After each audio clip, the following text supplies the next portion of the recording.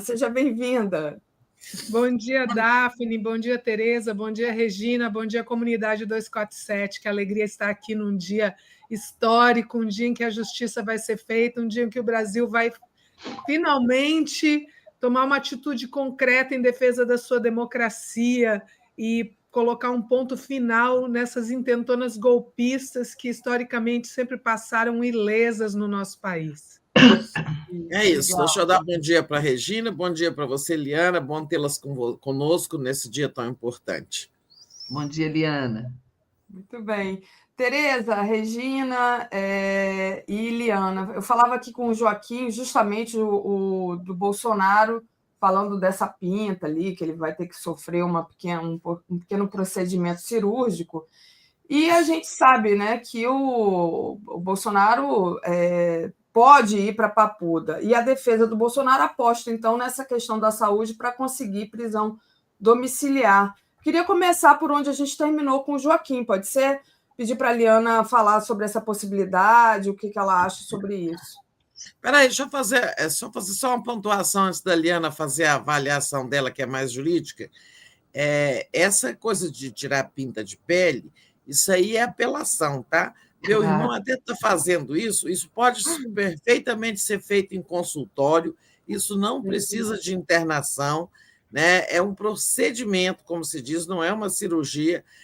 A pinta, que ela pode ser eventualmente maligna, a biópsia comprova ou não, mas ela é apenas queimada com ácido, né? E pronto, a pessoa vai para casa e depois volta para o dermatologista olhar. Então, vai ter muita apelação.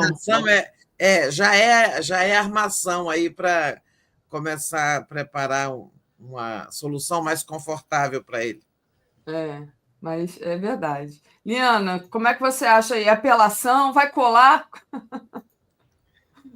Então, concordo com Tereza em relação a ser uma apelação, um procedimento que poderia ser autorizado a ida do médico na casa dele, na residência dele, onde ele está em prisão domiciliar.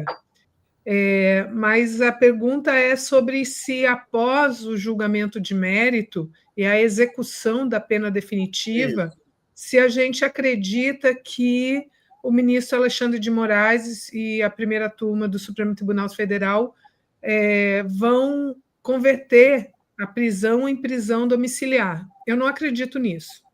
E já disse aqui no Bom Dia, Daphne, várias vezes que o ministro Alexandre de Moraes foi, inclusive, muito generoso ao determinar uma prisão preventiva domiciliar, porque Bolsonaro não preenche nenhum dos requisitos para prisão domiciliar, nenhum dos requisitos da lei.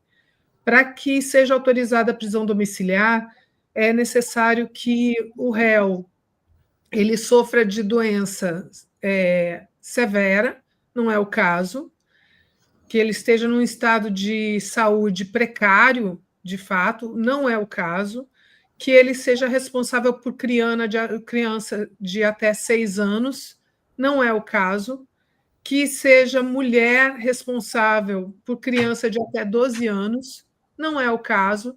Então, nenhum dos requisitos previstos em lei para uma prisão domiciliar estão preenchidos. O ministro Alexandre de Moraes foi muito generoso ao determinar que a prisão preventiva fosse domiciliar. Isso eu já disse aqui no Bom Dia 247 inúmeras vezes. Então, eu não acredito que, após a resolução do mérito, a condenação definitiva, essa prisão domiciliar seja mantida.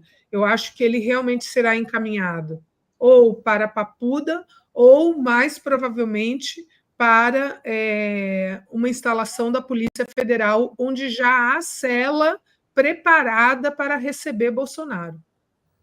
Perfeito. Quantas horas depois do fim do julgamento você acha que isso acontece? Essa é uma pergunta importante. Não é no mesmo dia, tem que esperar o trânsito em julgado da decisão. Então, isso é muito importante que as pessoas saibam.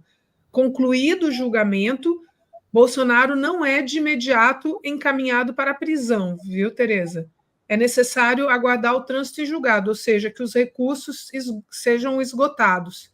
E aí nós temos, pelo menos, o recurso de embargos de declaração. E ainda existe uma discussão sobre o cabimento ou não de embargos infringentes, que essa é uma discussão que a gente pode ter depois, se vocês acharem interessante esse debate. Mas só depois do trânsito e julgado da decisão é que vai levar alguns dias e não horas. Isso que eu ia perguntar, se seria no dia seguinte, se leva uns dias, se pode ser no mesmo dia. Não, eu acho que o trânsito e julgado da decisão, nós teremos o prazo para os embargos de declaração no Supremo Tribunal Federal, né, porque é um prazo diferenciado do recurso em processos ordinários.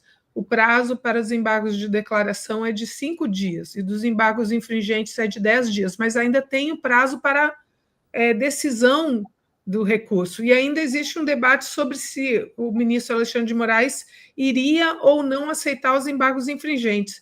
Então, digamos que isso seria, na melhor das hipóteses, meados de outubro, ou, se couberem os embargos infringentes, isso já iria para novembro.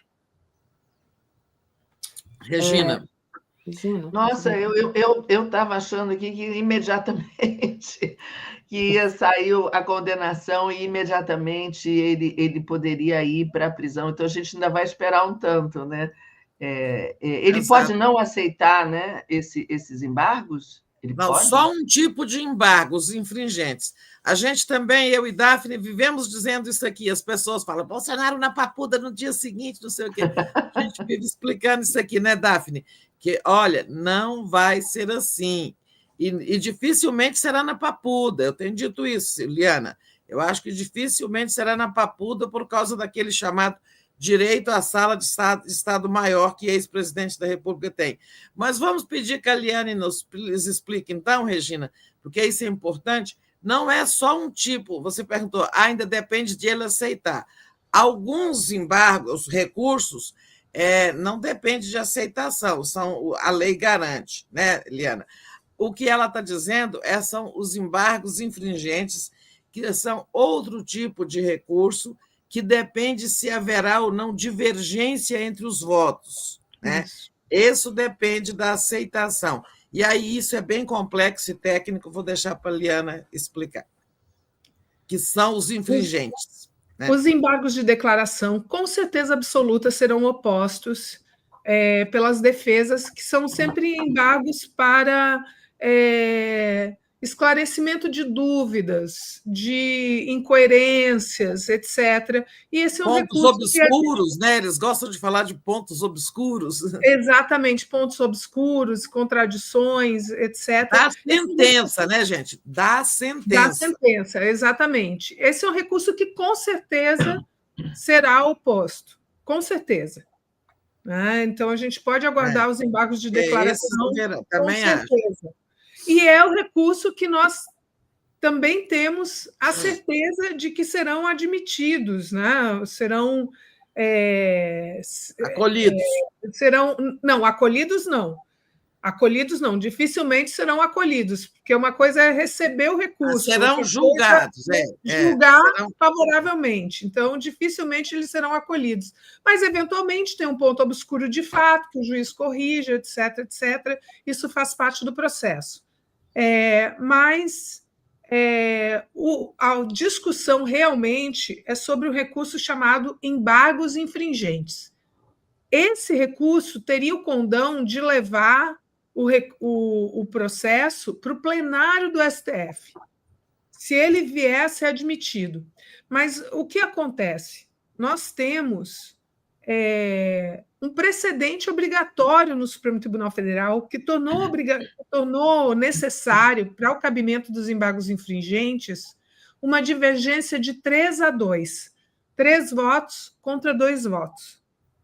Então, isso desde o julgamento de um recurso de Paulo Maluf, em 2018.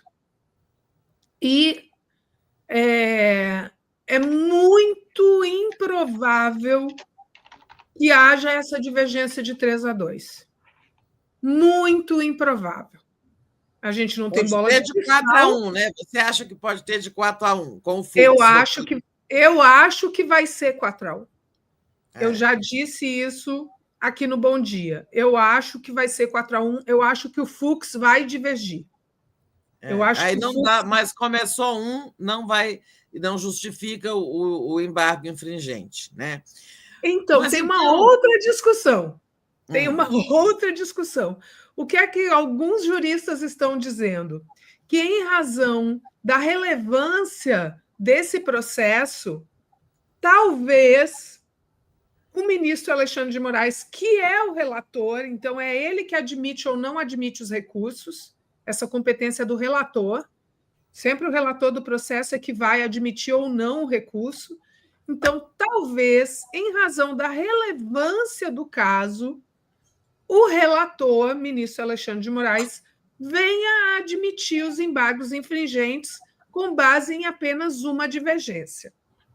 Pois é, porque eu já ouvi que o regimento exige 2 votos divergentes para julgamentos em plenário, mas que, quando é na turma, isso não está escrito, porque julgamentos em turma são uma decisão recente.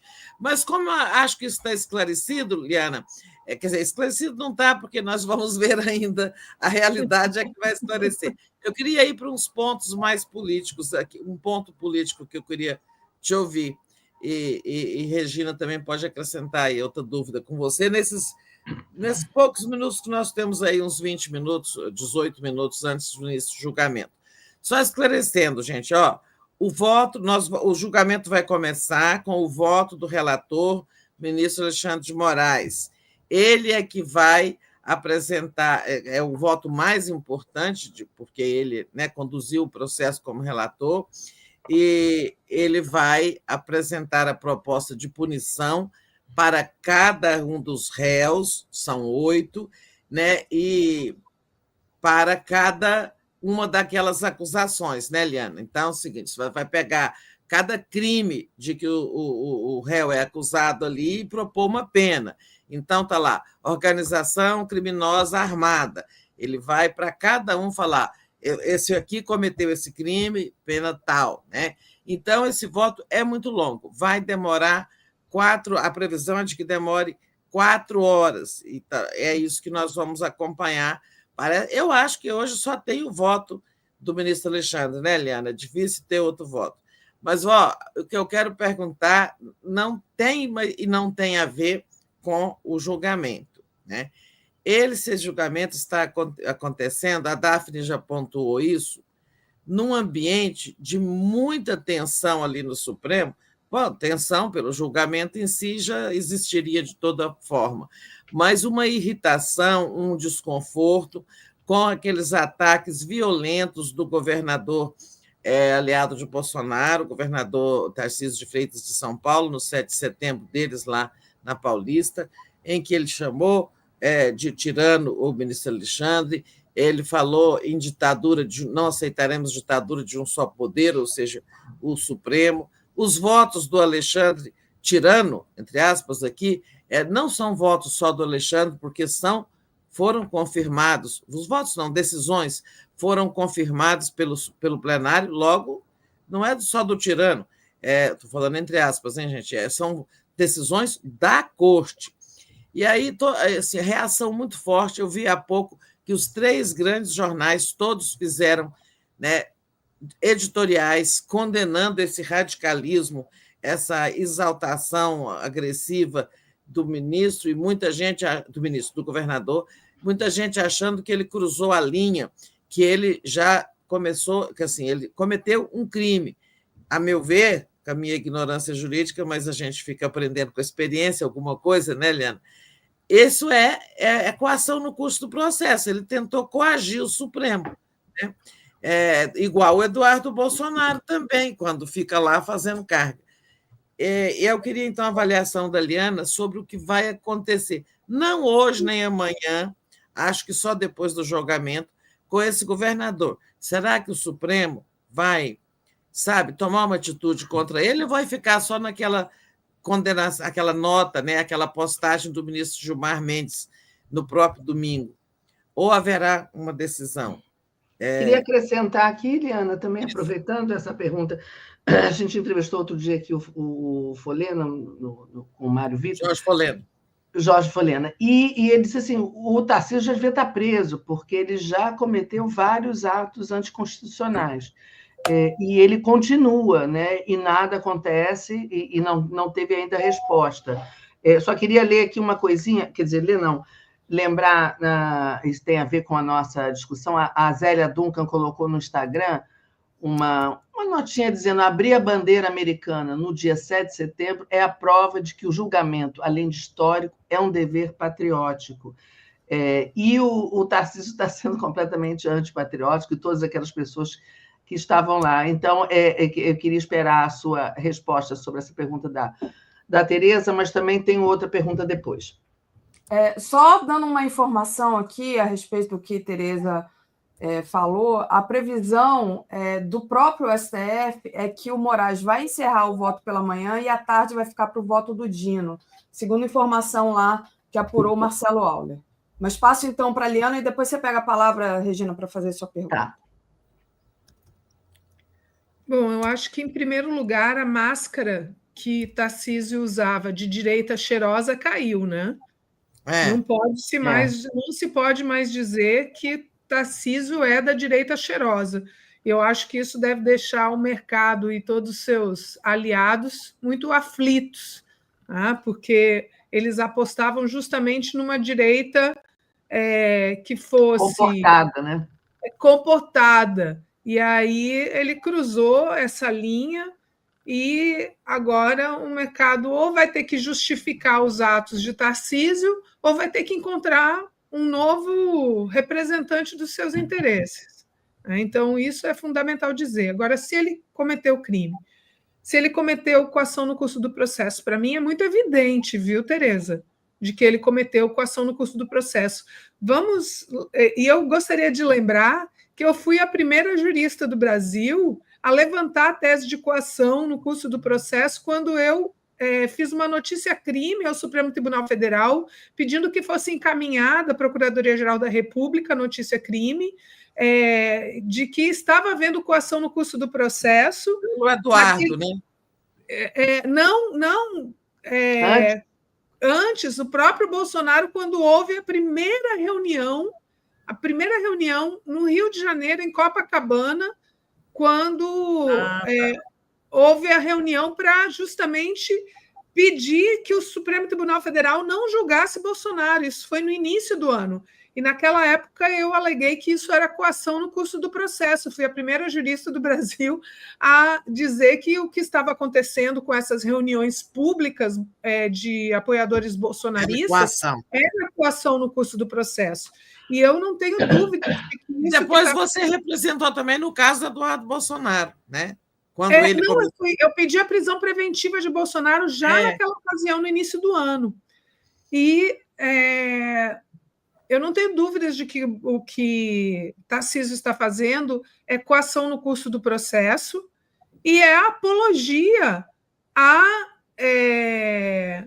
abolição violenta do Estado Democrático de Direito, porque ele está dizendo que existe uma ditadura judiciária e que só um poder está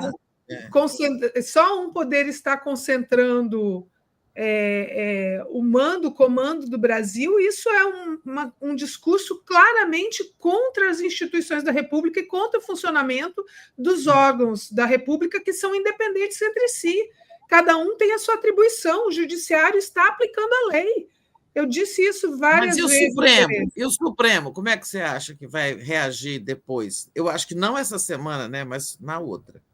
Eu acho que quem precisa reagir é a Procuradoria-Geral da República, né? O Supremo vai.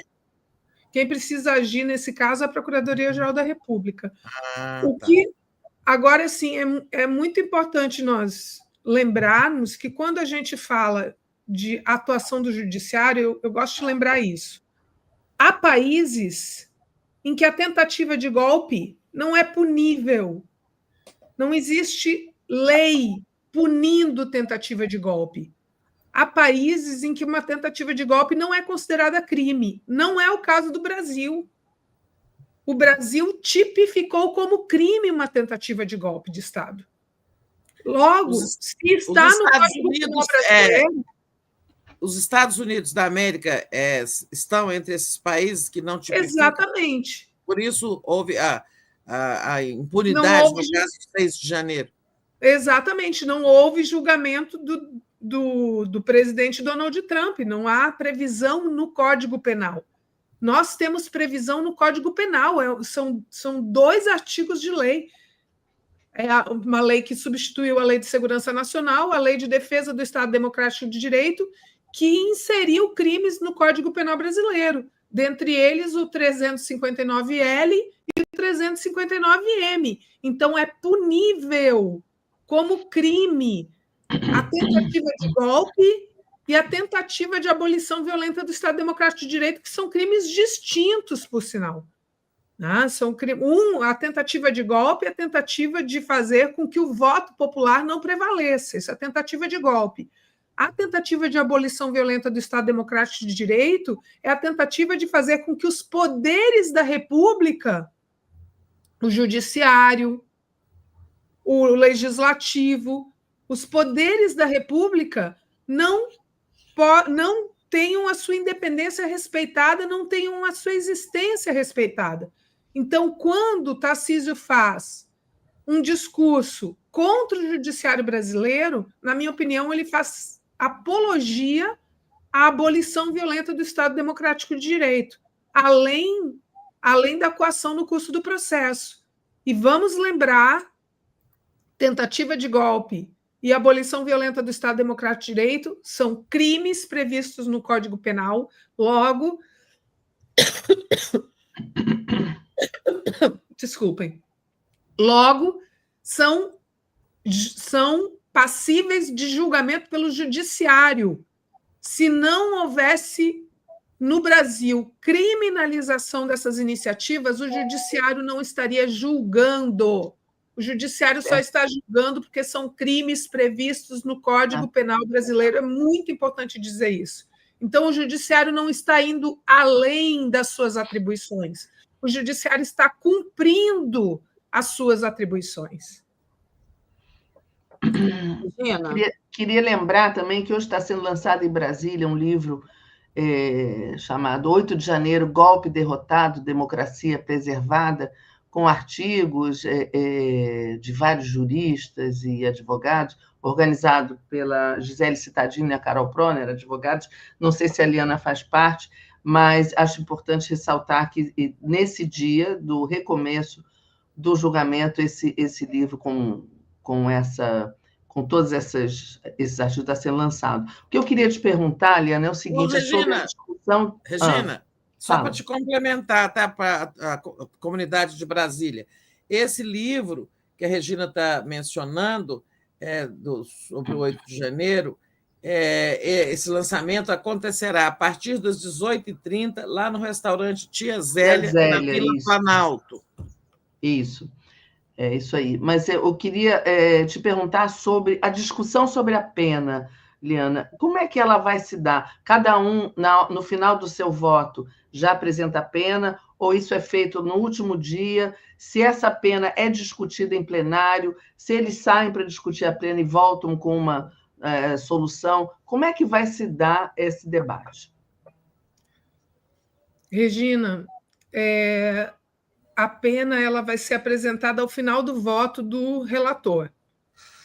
O relator já apresenta a proposta de pena. Então, hoje a gente já vai saber.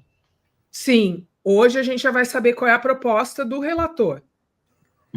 Por enquanto, é uma proposta. Então, como é que se dá essa pena? Primeiro, como é que se dá a estrutura do voto? Primeiro, o relator vai analisar todas as preliminares. Se houve cerceamento de defesa, que dificilmente ele vai acolher essa tese, porque, afinal de contas, todo o material foi disponibilizado para as defesas, então, improvável ele acolher a tese de cerceamento de defesa. Vai analisar a tese de consunção, que seria a absorção do crime de golpe de Estado pelo crime de abolição violenta do Estado Democrático de Direito. Também acho muito improvável essas defesas prevalecerem, muito improvável, são crimes diferentes, acabei de explicar em que consiste um e outro, né? Então, mas eles estão pedindo, né? Eles estão pedindo. Mas primeiro eles vão analisar as preliminares. Se houve cesseamento de defesa, se a competência era da primeira turma ou do plenário, isso já foi superado. Depois de analisar as preliminares, o ministro vai entrar no mérito propriamente. E aí ele avalia cada uma das imputações por cada um dos réus. É que eu já falei sobre isso no começo, por isso que vai ser longo, né? Vai ser muito longo. São 5, por isso que eu acho que talvez até ultrapasse as 4 horas. Também acho. Liana, são 40 imputações, né? Porque se são 8 réus e são 5 crimes, tá, Regina? Isso. Aquilo que eu falei, pega lá, cada crime, ele propõe uma pena, né? Formação de organização criminosa armada. Não, né? E ainda aí é tá assim. 40, 8 vezes 5, né? E ainda sei, é mas assim. Eu queria saber como é que isso vai ser discutido, como é que, se é em plenário, se cada um dá o seu voto. Não, no voto ele já vai falando, né, Liana? Sim. Mas se houver divergência, por exemplo. Né? Então, primeiro, quem primeiro apresenta seu voto é o relator, ministro Alexandre de Moraes. Ele vai fazer a leitura de cada uma das imputações para cada um dos réus, mas isso aí é a pena base. Então, por exemplo, o exemplo que a Tereza falou, organização criminosa armada. O crime é de organização criminosa. A majorante é de organização criminosa armada. Ou seja, isso seria num segundo momento, Tereza, porque no primeiro momento é a pena base. No primeiro momento, a pena base. No segundo momento, são as minorantes e as majorantes. Então, a organização criminosa armada é no segundo momento. O fato de ter sido armada. Quantos anos é organização criminosa simples? Organização criminosa é a pena base, e depois, por ser armada, ela tem uma majorante. Então, seria assim, 4 anos e mais 2 por ser armada, faz de conta. Exatamente. Isso é num segundo momento. Então, são momentos diferentes. Vai ser um voto extenuante para a gente acompanhar, porque são 8 corréus, né? 8 corréus em 5 imputações diferenciadas, né? Então, em momentos diferentes da leitura da pena, e ao final ele vai fechar, ao final do voto do relator, ele vai fechar o cálculo que ele propõe para cada um dos réus. E aí, acho que uma informação importante é que dificilmente... Eu estou curiosa em relação ao Paulo Sérgio Nogueira. Talvez o ministro Alexandre de Moraes aplique uma pena inferior ou mesmo o absolva de algum dos crimes, porque a defesa do Paulo Sérgio Nogueira foi muito boa. A defesa do Paulo Sérgio Nogueira foi muito boa e conseguiu afastar esse réu pelo menos o advogado, além de ser muito carismático, né, fez uma defesa técnica muito competente e conseguiu afastar o seu cliente, esse réu Paulo Sérgio Nogueira, do núcleo dos crimes. Então, talvez a pena do Paulo Sérgio Nogueira seja diferente em relação aos demais corréus. Eu estou muito curiosa para aguardar essa análise decisão. Do... Então, Liana, explica aquele negócio de tentou demover, Regina. Tentou demover. Não, e outra coisa, foi generalizado. Cujo advogado dizia, ele foi tentar demover o Bolsonaro. É Carmen Lúcia. Com certeza. Demover de quê? Demover do golpe. Né? A Carmen Lúcia perguntou. Demover da ideia do golpe, exatamente. Então, isso foi uma postura... Isso era claro que cada um dos réus ia ser cada um por si, Deus por todos. Era muito evidente que eles iam buscar esse tipo de postura. Afinal de contas, cada advogado tem o direito, tem a obrigação de defender o seu cliente. E aí o que todos os advogados fizeram foi colocar a responsabilidade no colo de Bolsonaro. Bolsonaro saiu muito prejudicado com as defesas de cada um dos réus, mas especialmente com a defesa do Paulo Sérgio Nogueira. Isso. Porque ali foi cada um por si. Como tem que ser. Cada advogado tem que defender os interesses do seu cliente. Mas, ao final, o ministro Alexandre de Moraes vai, Regina, propor a pena para cada um dos co-réus. Dificilmente, essa é uma informação importante, dificilmente a pena de cada um deles será inferior a 8 anos de reclusão, dificilmente. Importante. Salvo o Paulo Sérgio Nogueira, que eu estou curiosa, não faria nenhuma aposta em relação a ele, mas, de um modo geral, dificilmente... Regina, explica uma coisa aqui antes que comece lá, sobre isso que a Regina está perguntando.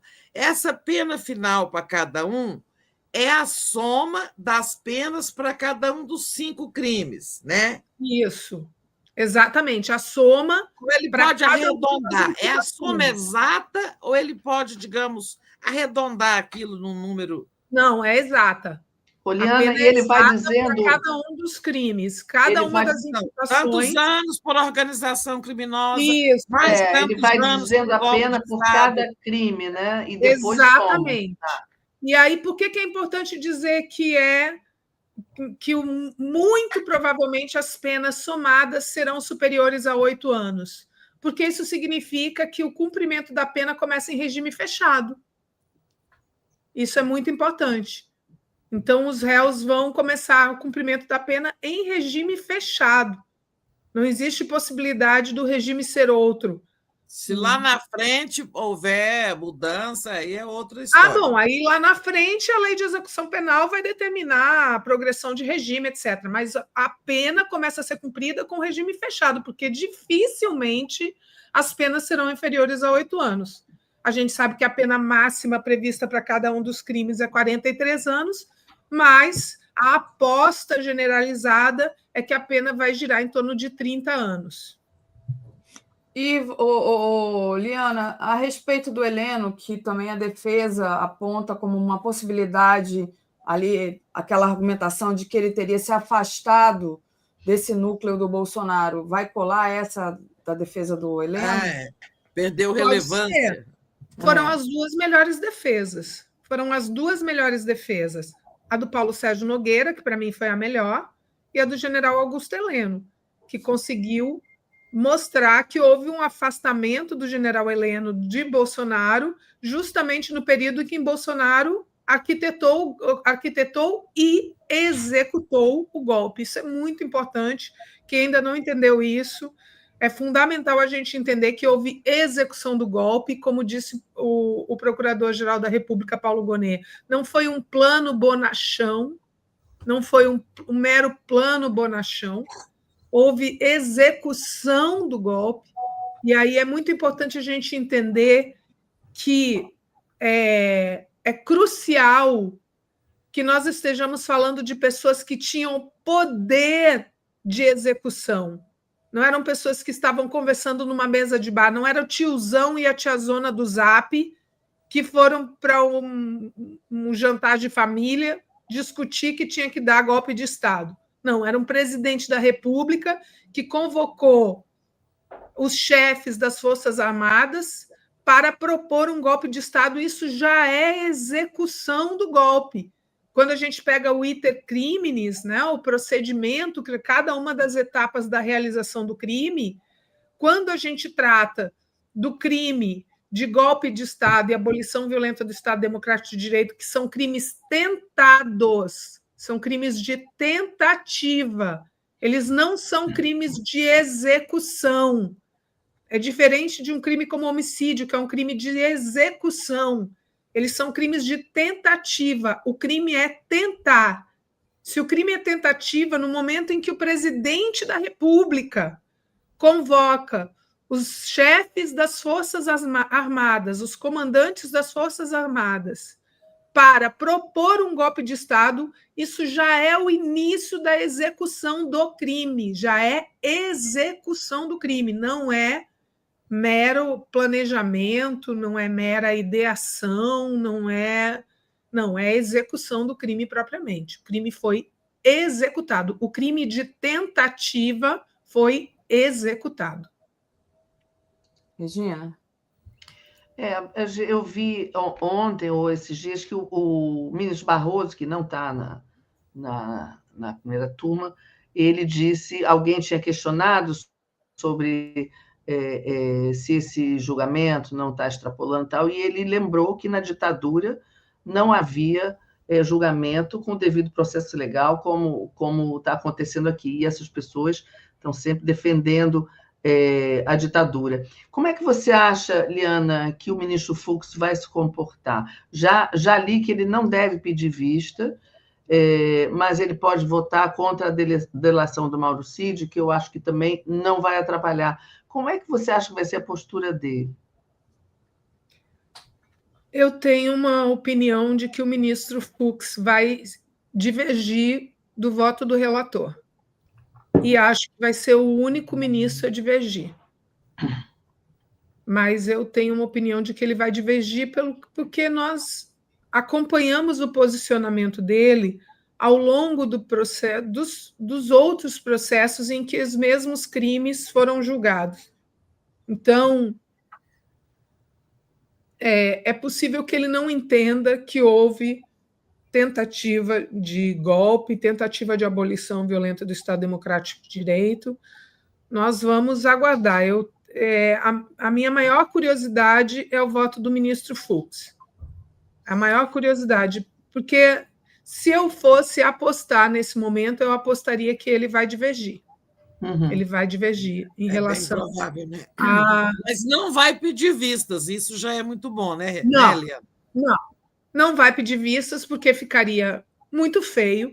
Ele participou ativamente do processo, participou.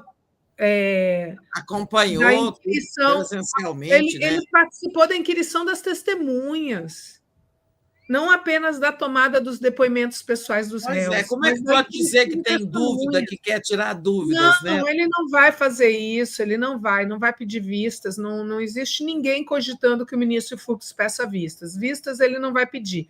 O que pode acontecer é ele... Os bolsonaristas tinham essa ilusão, né? Alguns ainda têm essa ilusão de que ele peça vista. Ilusão. Mas é ilusão, como você falou, Tereza, é ilusão. As chances do ministro Fux pedir vista são muito, muito, muito remotas. É realmente muito improvável que ele peça vistas, mas hoje, se eu fosse apostar, eu apostaria que ele vai divergir em algum dos pontos. Mas o julgamento, o início lá...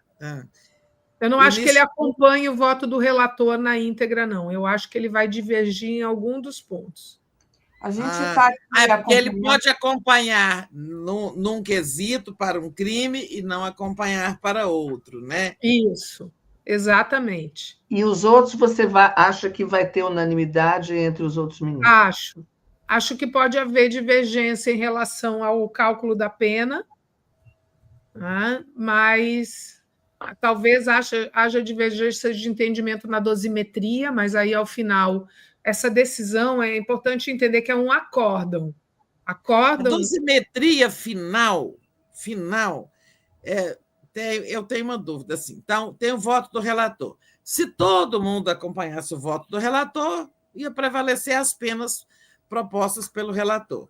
Mas você falou isso, podem haver divergências em relação à dosimetria, ao número de anos ali da pena, né? Como é que se faz a dosimetria final quando nem todas as propostas do relator foram acompanhadas? Exato. Digamos lá, a gente precisa de maioria simples. Se nós tivermos uma maioria simples de 3-2, nós já fechamos a dosimetria da pena. Então, aí prevaleceu do relator. Se 3 seguiram o relator... Exatamente. Se dois seguirem o relator, nós já temos maioria simples. Aqui já são 3. Digamos que o ministro Flávio Dino e a ministra Carmen Lúcia acompanhem o relator, já temos maioria simples. Aí já não, a divergência já perdeu, digamos. E aí não tem mais discussão sobre a pena. Não, aí nós temos os recursos, mas não tem mais discussão interna na turma sobre a pena. Aí tem 2 votos divergentes e pode ter um embargo infringente. Não, em relação à dosimetria, não. em relação à dosimetria, não, porque na dosimetria... Então, o embargo infringente é só no mérito. É no mérito. É em relação à absolvição ou não de cada uma das imputações. E não em relação à dosimetria. Estou com uma informação aqui que os ministros vão entrar no plenário agora, daqui a pouquinho, daqui a uns segundos, o Marcelo está lá acompanhando, e que os parlamentares que estão lá presentes são Luciano Zucco, do PL, Jandira Fegali, Ivan Valente, Rogério Correia e Talíria Petroni, que estão lá assistindo. Então, a gente está aqui, né? Essa bancada aqui vai se desfazer dentro de alguns segundos, tá? Quando começar lá, eu já aproveito para agradecer vocês, dizer que foi ótimo tê-las as duas. Mas vamos aproveitar aí o tempinho. Isso, ainda não acabou, não. Deixa aqui, porque às vezes está lá, eles estão se preparando e demora mais um pouquinho, dá tempo da gente falar ainda. Uma coisa que eu acho que a gente não tocou, e que tem a ver com tudo isso, né? Essa negociação sobre a anistia.